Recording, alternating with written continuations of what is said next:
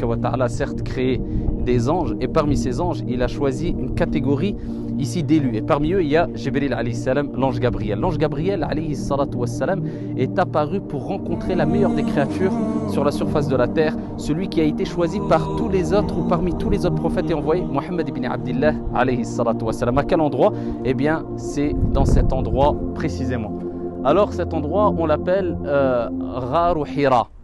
C'est la grotte où l'ange Gabriel alayhi salatu wassalam est apparu au prophète alayhi salatu wassalam, alors que le prophète alayhi salam avait pour habitude de s'y rendre et passer de longues nuits dans la méditation at-tadabbur.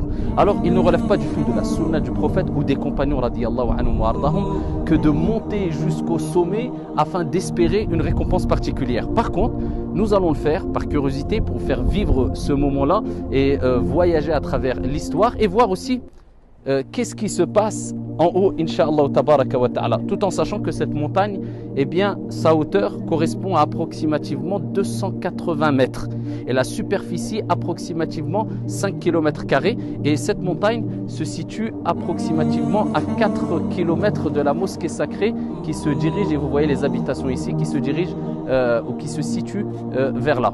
Donc, bi'idhnillah azza wa jal, nous allons grimper. Malheureusement, ces derniers jours, ces derniers mois, je ne suis plus un grand sportif. Donc on va essayer de faire le maximum d'efforts, Inch'Allah, et on vous propose de nous suivre.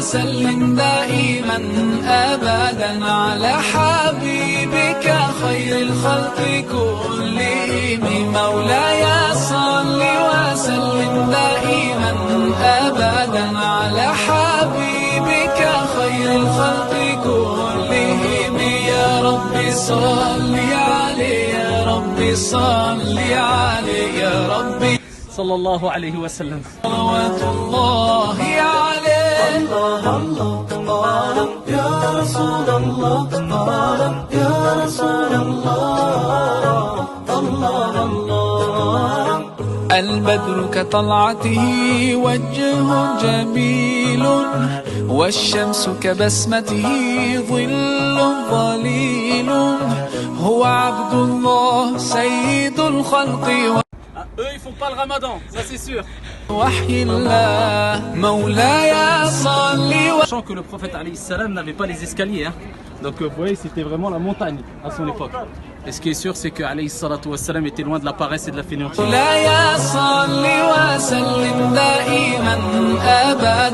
Nous y voilà au sommet de la montagne, et c'est cet endroit-là qui est appelé Ghar Hira.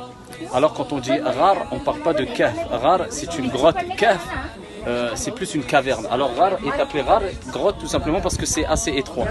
Et là c'est l'entrée de ici de la grotte. Alors on va commencer à s'introduire dans cette grotte, Inch'Allah. هو خير عباد الله خير البرايا حي فينا بهداه حلو الوصايا نسألك الله أن تجمعنا يوما برسول الله من كوثره يروينا فتقبل يا رباه مولاي صل وسلم دائما أبدا على حبيبك خير الخلق كلهم مولاي صل وسلم دائما أبدا على حبيبك خير الخلق كلهم يا رب صل عليه يا رب صل عليه يا رب صل عليه صلوات الله عليه. Alhamdulillahi Rabbil Alamin, donc on y est. Alors je répète encore une fois, c'est l'endroit approximatif et ce n'est pas sûr que ça soit vraiment à cet endroit au millimètre près. Alors y a-t-il un intérêt de se rendre ici? Bien sûr d'un point de vue pour se remémorer ce qu'a vécu le prophète alayhi salam, par curiosité, pour voyager à travers les efforts du prophète alayhi salatu wassalam quelque part quand il montait cette montagne pour méditer pendant plusieurs jours, et il n'y a pas de mal. Mais si c'est pour arriver ici et faire 2 unités de prière en pensant qu'il y a une bénédiction quelconque quelconque, ou en pensant qu'en s'essuyant avec les pierres, il y a une bénédiction quelconque, eh bien il faut savoir que ça c'est une grave erreur en islam et on peut tomber facilement dans ce qu'on appelle ash-shirku billahi azza wa jal, donc l'association. Les pierres sont des pierres ici normales comme on peut en trouver n'importe où. Donc il faut faire très attention, barakallahu fina wa fikum, à ne pas fournir d'énormes efforts pour venir ici et tomber dans un acte de désobéissance. Alors le prophète alayhi salatu wassalam, quand il venait ici, il faut savoir qu'il méditait pendant plusieurs jours alors qu'il n'y avait pas encore al-wahi. Et ici le Hassan al-Basri nous rappelle que la méditation est quelque chose, un élément essentiel pour la spiritualité, pour le bien-être de l'être humain. C'est pour ça qu'il disait que méditer 1 heure m'est préférable pour moi que de passer une nuit en prière sans concentration. Donc c'est pour ça qu'il est important de nous remémorer l'importance de la méditation et de nous rappeler que le prophète alayhi salatu wassalam a médité longuement avant de recevoir le wahi. Jibril alayhi salam est venu, l'a saisi une première fois fortement, il lui a dit Iqra. Et il a dit Wa ma ana biqari, je ne sais pas lire. Et il lui a dit encore Iqra. Il dit Wa ma ana biqari, je ne sais pas lire. Il lui a dit une troisième fois Iqra bismi rabbika alladhi khalaq. Et il lui a révélé les versets coraniques de ici qu'on connaît, lis au nom de ton Seigneur. Donc les premiers versets coraniques qui ont été révélés au prophète alayhi salatu wassalam, et ce qui nous rappelle que le premier verset qui a été révélé, c'est l'encouragement à la science. Iqra, lis. Donc barakallahu fina wa fikum, venir dans cette montagne, c'est une chose, comme je vous ai dit précédemment pour les raisons que j'ai évoquées, mais venir pour faire du n'importe